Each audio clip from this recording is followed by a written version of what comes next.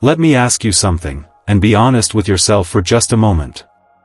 Have you ever opened your eyes in the middle of the night, maybe once, maybe twice, maybe 3, 4 times, and you're lying there thinking, why can't I just sleep through the night like I used to? Why does your body pull you out of your warm bed, out of that fragile sleep, just to take another trip to the bathroom? Maybe it's not even you, maybe it's your spouse.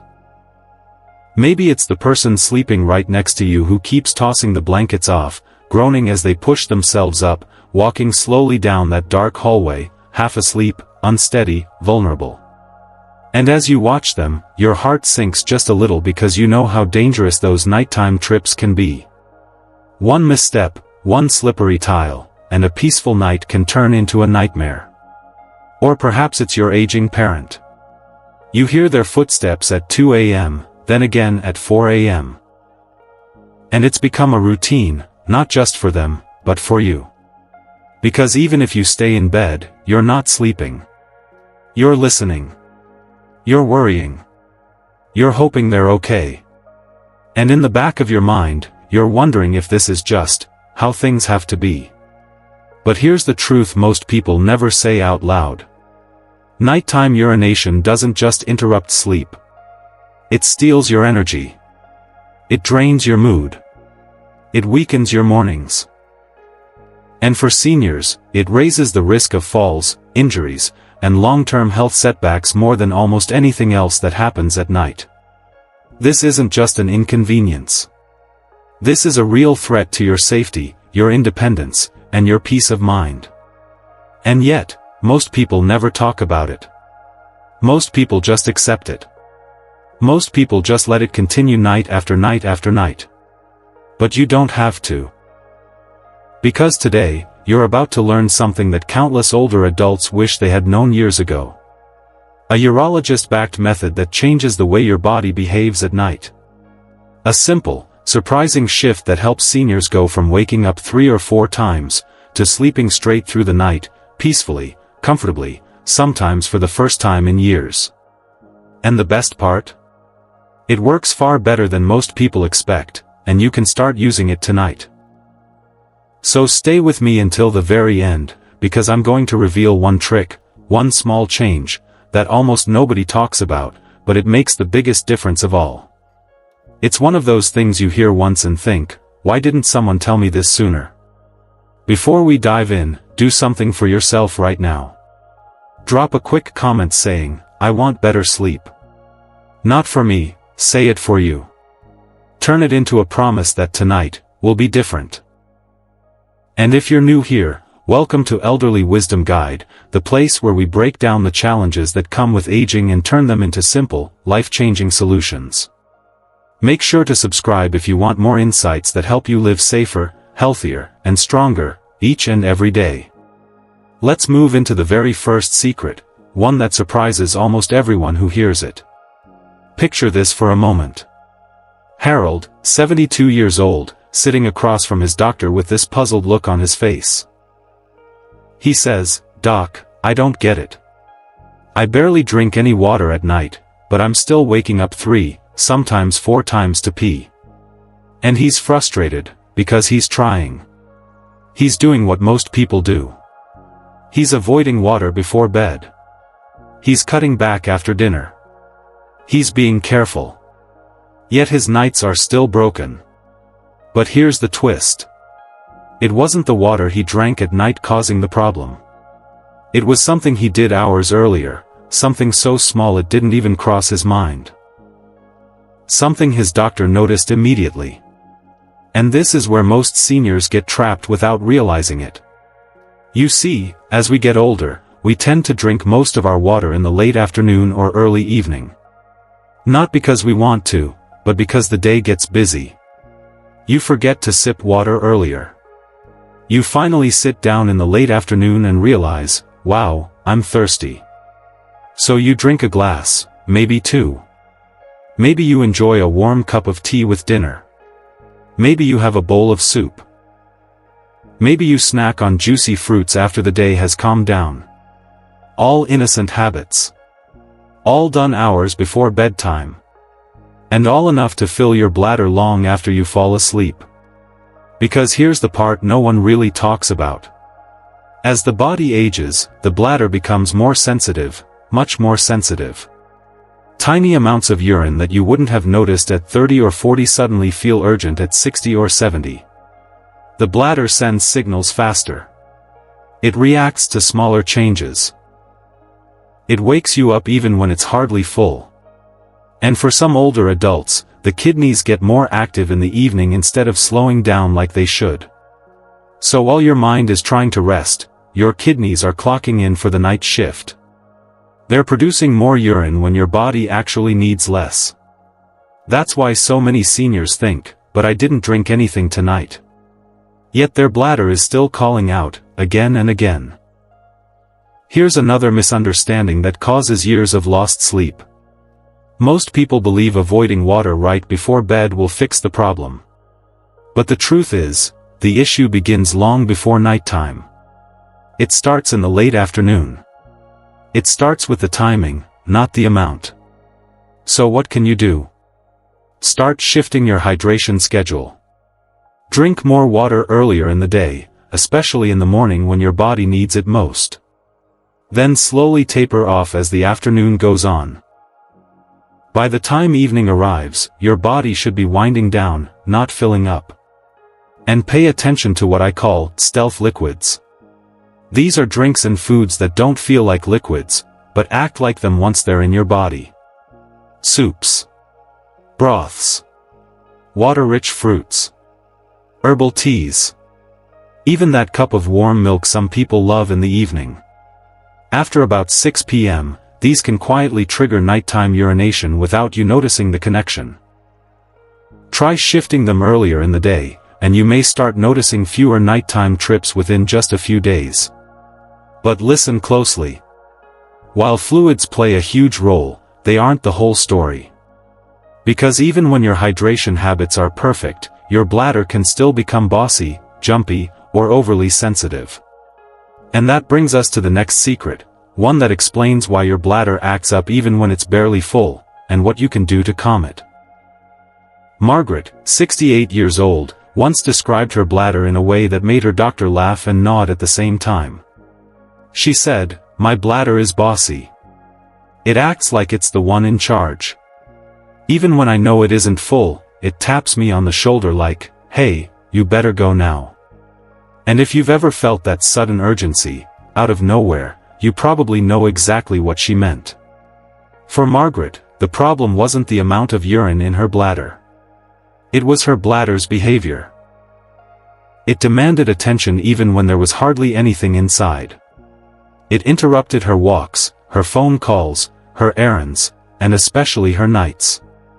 And here's why this happens. As we grow older, the bladder loses some of its ability to fully relax. It stays a little tense, a little tight, almost like a fist that never quite opens. And when the bladder can't relax, even the tiniest amount of urine inside it feels bigger than it truly is. On top of that, the nerves around the bladder become more sensitive with age. They send out alarm signals much faster and much earlier than they should. A few drops that used to mean nothing suddenly feel like an urgent warning. Sometimes the bladder wall even stiffens or becomes slightly inflamed, nothing dramatic, nothing you would feel physically, but enough to make the bladder misread its own fullness. And this leads to one of the biggest misconceptions out there. A lot of people, especially seniors, think, "Well, that's just aging. There's nothing I can do about it." But urologists know something different.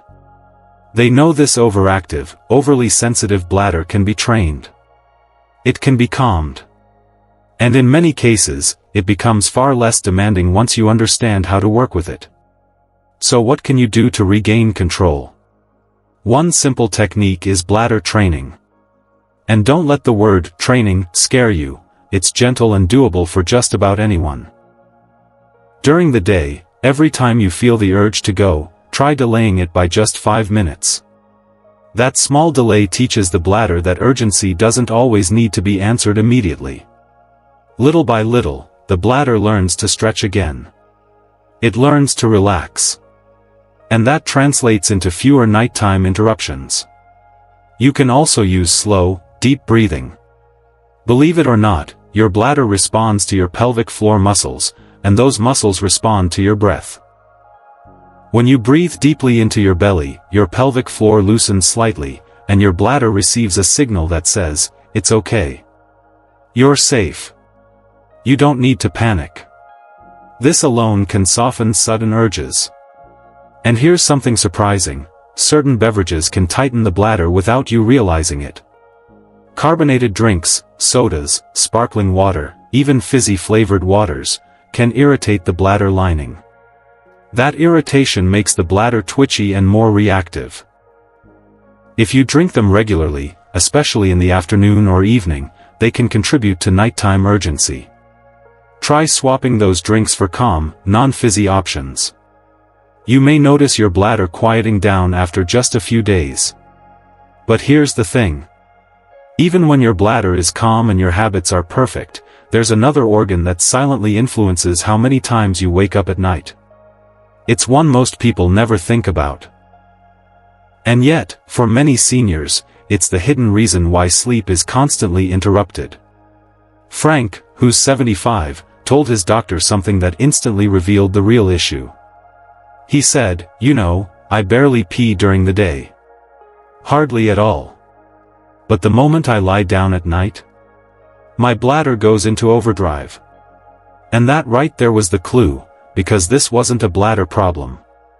This was a kidney problem. You see, the kidneys are supposed to enter a kind of night mode when you sleep. They're supposed to slow down. They're supposed to produce less urine so your body can rest. This nighttime slowdown is controlled by a hormone called ADH, antidiuretic hormone.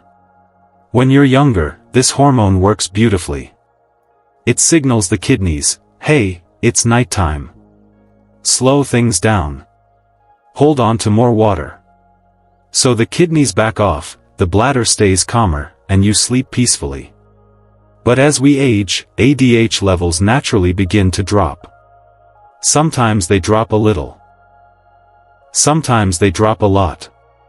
And when that hormone dips too low, the kidneys don't get the message. They keep working at full speed, even when the rest of your body is trying to sleep. So while you're lying there, the kidneys are busy producing more and more urine. And by the time your bladder fills, boom, you're awake. Again. And again. This is incredibly common in seniors, but hardly anyone talks about it. Most people assume nighttime urination is always a bladder problem. But in truth, for many older adults, it's actually the kidneys working overtime through the night. So how do you calm them down? There are two simple steps that urologists often recommend, steps that don't involve medicines or complicated routines. First, light compression stockings. Not the super tight medical ones, just light support. Why? Because during the day, especially if you sit or stand for long periods, fluid collects in your legs. By evening, that fluid moves back into your bloodstream, and your kidneys begin filtering it out. That's why some people hardly pee all day, but then flood the bladder once they lie down. Compression stockings help prevent that buildup. They keep fluid moving so it doesn't all return at night. Second, elevate your legs for 20 to 30 minutes in the early evening. Nothing fancy, just put your feet up on a pillow or a low stool. This gently pushes trapped fluids back into circulation earlier in the day, so your kidneys handle them while you're awake, not while you're trying to sleep. Do these two things consistently, and you may notice a clear shift. More daytime bathroom trips. Fewer nighttime interruptions. And a much smoother, deeper sleep. But the puzzle doesn't end with the bladder or the kidneys. Because there's another factor, one you have complete control over, that can either calm your nights or disrupt them completely. Let's take a look at what we put inside our bodies, and how it silently affects your sleep every single night. You'd be surprised how many older adults swear they don't drink anything after 7 p.m., yet they're still up at midnight, 2 a.m., and sometimes even 4 a.m. And when you ask them what they eat in the evening, you start to see the real truth rising to the surface. I remember an older gentleman who told his urologist, "I don't drink at night at all." He said it with confidence, almost pride. But then, almost as an afterthought, he mentioned that he always enjoyed a nice bowl of watermelon before bed. Just a light snack, he said.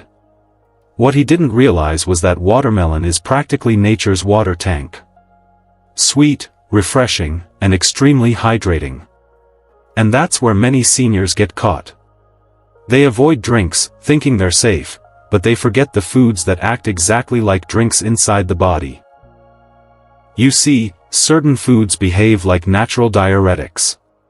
They make the kidneys step on the gas, pushing more urine out, often hours after you've eaten them. Citrus fruits like oranges and grapefruits are big ones. Caffeinated teas, even the mild ones, keep your bladder alert far longer than you'd expect. A small glass of wine or beer. That can send your kidneys into overdrive later in the night. And spicy foods? They irritate the bladder lining just enough to make it twitchy and sensitive. Even artificial sweeteners, yes, the kind in diet drinks or sugar-free cookies, can make some people's bladders react instantly, almost like someone rang the doorbell. And this is where the biggest misconception appears. People think nighttime bathroom trips come only from liquids. But foods? Foods can be just as powerful. They sneak under the radar because they don't feel like drinks. They don't slosh around. But the body doesn't care whether water comes from a cup or a fruit. It processes it the same way. That's why shifting these diuretic foods earlier in the day can make such a difference. Have your citrus fruits in the morning, your tea in the early afternoon, and save the calm, soothing snacks, like oatmeal, bananas, or a small protein bite, for the evening. And if you really want to get ahead of the cycle, keeping a simple food diary works wonders. Each night you sleep better or worse, make a note of what you ate earlier that day. Patterns show up quicker than you'd expect. Suddenly you realize your bladder isn't unpredictable at all, it's just responding to triggers you never noticed. And now that you know how your foods quietly influence your nights, it's time to uncover the next piece of this puzzle, something happening deep inside the body, far from the dinner table, that many seniors never learn about. Helen used to tell her doctor, "My bladder just feels weak." She said it with frustration, almost embarrassment, like she thought something inside her was failing. But here's the truth, her bladder wasn't weak at all. The real issue was the support system underneath it. And that support system is something every person carries with them, day in and day out, without giving it a second thought. The pelvic floor. It's a group of muscles that sits like a hammock at the bottom of your pelvis. When you're younger, these muscles are strong, flexible, and responsive. They keep the bladder supported, they help the urethra stay closed until you're ready, and they stabilize that whole area. But as the years pass, those muscles naturally soften. They lose some of their tone. They don't contract as quickly. And when you lie down at night, the bladder can shift ever so slightly, just enough to change how it behaves. That tiny shift, even just a few millimeters, can increase urgency. It can make the bladder more sensitive to smaller amounts of urine. It can reduce control. And here's the surprising part, it happens to both men and women. For women, it can be related to childbirth or hormonal changes. For men, prostate issues and aging muscles play a role. But after 60? This is something almost everyone experiences to some degree. And yet, here's the biggest misconception of all, most people think pelvic floor exercises are only for younger women. You hear the word Kegels, and people picture pregnancy classes or fitness routines. But the reality? Pelvic floor strengthening is absolutely essential for seniors. Not just for incontinence or leakage, but for reducing nighttime urination as well. Because when those muscles get stronger, the bladder sits more comfortably. It feels more supported. It stops sending those false urgency signals. And you gain back a level of control you might have thought was gone for good. And you don't need anything intense. Gentle pelvic floor exercises at night, or even earlier in the day, can make a real difference. Just 10 minutes, slow, controlled contractions, breathing deeply, letting the muscles lift and relax, can reawaken that entire system. And here's an important tip: avoid going to the bathroom, just in case. It trains the bladder to empty when it's not full, making those urgency signals even more sensitive. Instead, respond only when you genuinely need to go. Over time, as those muscles grow stronger, nighttime trips can drop dramatically. Your bladder becomes calmer, more predictable, and you start to feel like you're finally in control again, rather than controlled by your body. And now that we've covered all the hidden secrets, the bladder, the kidneys, the foods, the fluids, and the muscles beneath it all, it's time to talk about something deeper. Something more personal. Because nighttime bathroom trips aren't just a physical issue. They come with emotional weight, too. And that's where this journey becomes real. Waking up multiple times a night can feel frustrating. It can feel lonely. It can make you feel like your body isn't cooperating with you anymore. And for so many seniors, there's this quiet embarrassment that settles in. You don't want to mention it to your spouse. You don't want to tell your kids. You don't want to bring it up at the doctor's office because it feels personal. Or maybe you've convinced yourself it's just part of getting older, and that nothing can be done. But here's the truth: this isn't just about sleep. It affects everything you do the next day. When you're tired, your memory slips. Your balance becomes unsteady. You feel drained before the day even begins. Even your mood shifts. And it's not because you're weak. It's not because you're failing. It's because your body hasn't been getting the rest it desperately needs. And I want you to pause for a moment and really take this in.